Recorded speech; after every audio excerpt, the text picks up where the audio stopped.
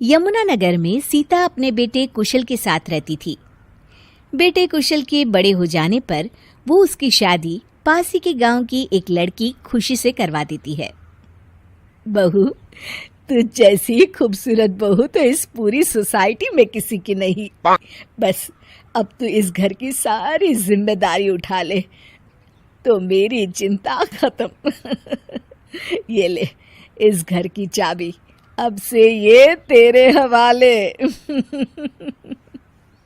माँ जी, आप चिंता मत कीजिए, मैं इस घर का पूरा ध्यान रखूंगी।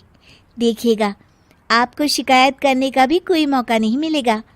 मैं आपके लिए गाजर का हलवा बनाकर लाती हूँ। शादी के कुछ ही दिन बाद खुशी के तेवर बदलने लगते हैं।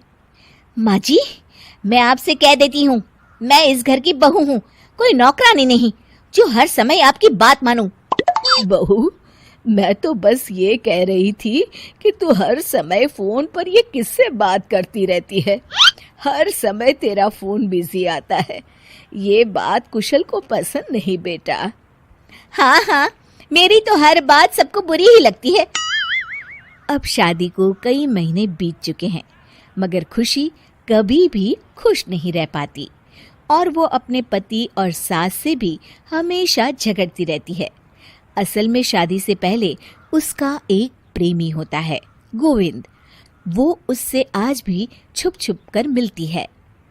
गोविंद, मैं अपने पति और सास के साथ खुश नहीं हूँ, चलो ना हम भाग जाते हैं। तुम एक काम करो, घर से सारा कीमती सामान ले आओ, उसके बाद मौका देखकर हम भाग जाएंगे।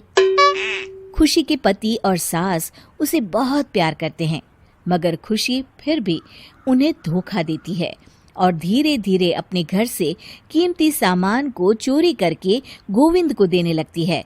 उसकी सास को घर से सामान चोरी होने का संदेह होने लगता है। बेटा, समझ नहीं आ रहा, ये घर से धीरे धीरे सामान कैसे गायब हो रहा है। कौन सा सामान माँ?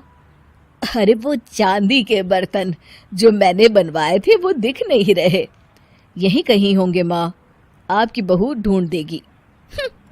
कितने बेवकूफ हैं ये माँ बेटे, इनका सारा सामान मैं गायब कर दूंगी और इनको पता भी नहीं चलने दूंगी।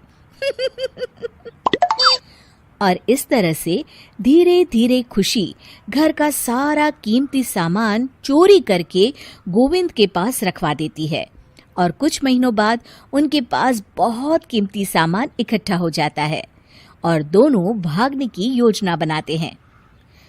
खुशी, आज रात को आधी रात होते ही तुम अपने घर से भाग कर आ जाना।